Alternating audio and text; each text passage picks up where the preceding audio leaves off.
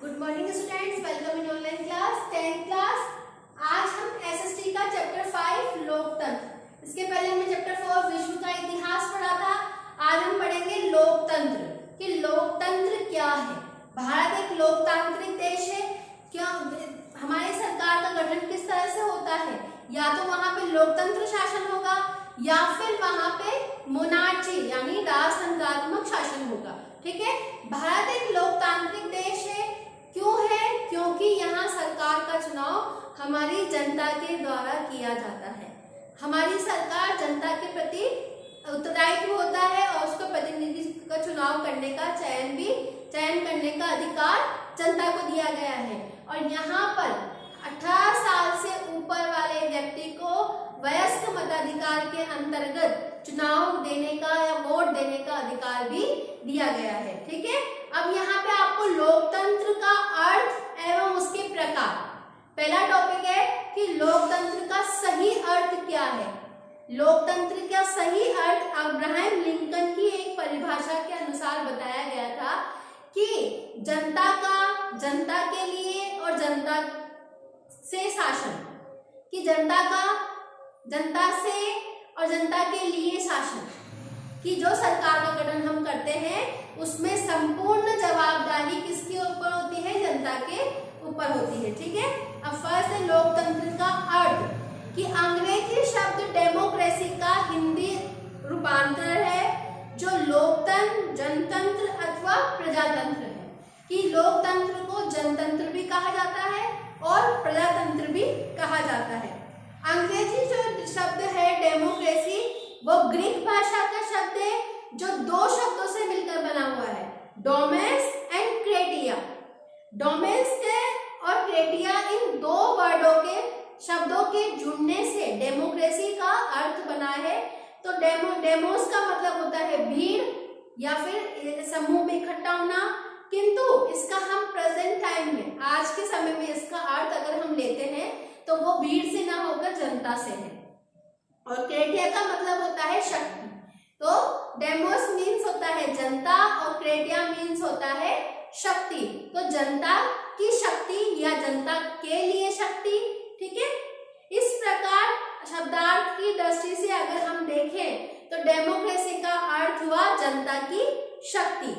Democracy का अर्थ जनता की शक्ति पर आधारित शासन तंत्र है जिसमें निर्णय लेने की एक विधि है, कि यहाँ पे हम निर्णय लेने के लिए एक तरीके से कार्य करते हैं और निर्णय लेने के सिद्धांतों और समूहों का यहाँ पे आदर्शात्मक मूल्य से भी लिया गया है। ठीक है, अब दूसरा टॉपिक है कि लोकतंत्र के विभिन्न रूप, कि कौन कौन से रूप है लोकतंत्र के या फिर किस रूप में हम उसको अपनाते हैं।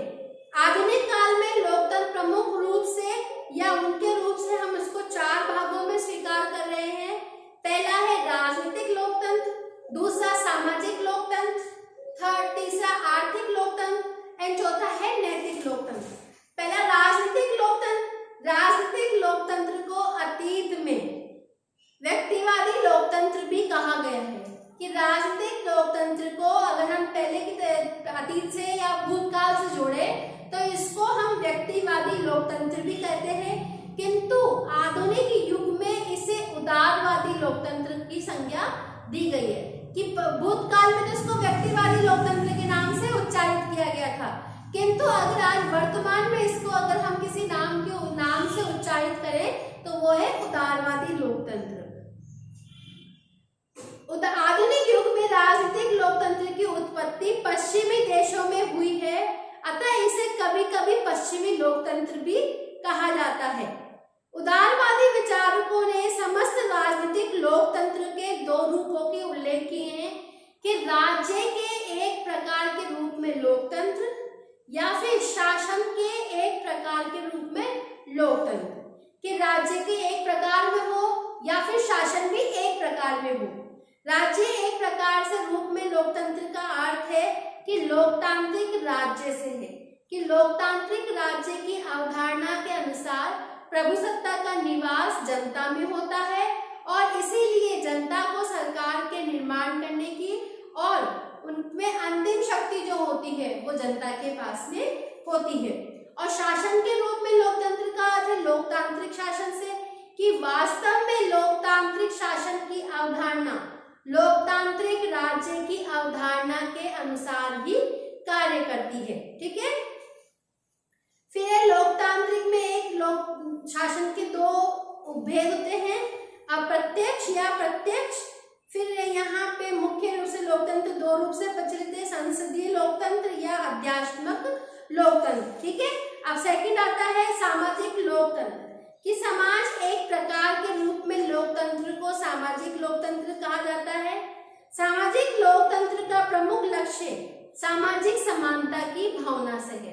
कि अगर सामाजिक लोकतंत्र को अगर हम किसी रूप में देखते हैं तो वो है सामाजिक समानता की भावना होना।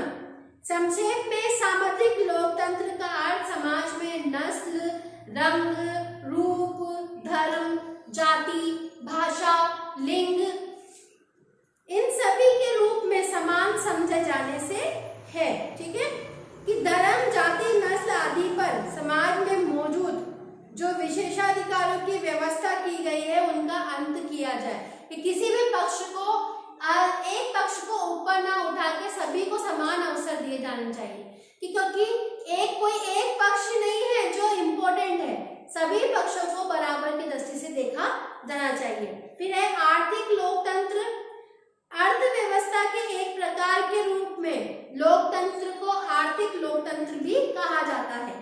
वर्तमान सदी में आर्थिक लोकतंत्र का विचार मार्क्सवादियों और समाजवादियों ने प्रस्तुत किया है, कि आर्थिक लोकतंत्र को आर्थिक रूप से देखा गया है, कि हमारे देश की अर्थव्यवस्था से इसको नापा गया है, और हमारे यहाँ पे मार्क्सवादियों और समाजवादियों ने इसको प्रस्तुत किया है। अब है नैतिक लोकतंत्र, कुछ विद्वानों ने लोकतंत्र को एक नैतिक व आध्यात्मिक जीवन दर्शन के रूप में भी स्वीकार किया है। लोकतंत्र के प्रति इस नैतिक दृष्टिकोण को ही नैतिक लोकतंत्र कहा जाता है। नैतिक लोकतंत्र समस्त लोकतांत्रिक दर्शनों का व्यवहारिक रूप है, जिसमें मानव मूल्यों को ही समाज और शासन का मूल आधार माना जाता है। ठीक है, आपको ये यहाँ तक समझ में आ गया कि राजनीतिक लोकतंत्र क्या है, सामाजिक लोकतंत्र क्या है, आर्थिक लोकतंत्र क्या है और नैतिक लोकतंत्र क्या है। ठीक है, अब हम अगली क्लास में पढ़ेंगे लोकतंत्र संबंधी विविध सिद्धांत एवं दृष्टिकोण, कि हमारे यहाँ लोकतंत्र के सिद्धांत कौन कौन से हैं और उनको दृष्टिकोण को किस नेता या इसके अवधारणा से उसको जोड़ा गया है। ठीक है, थैंक यू।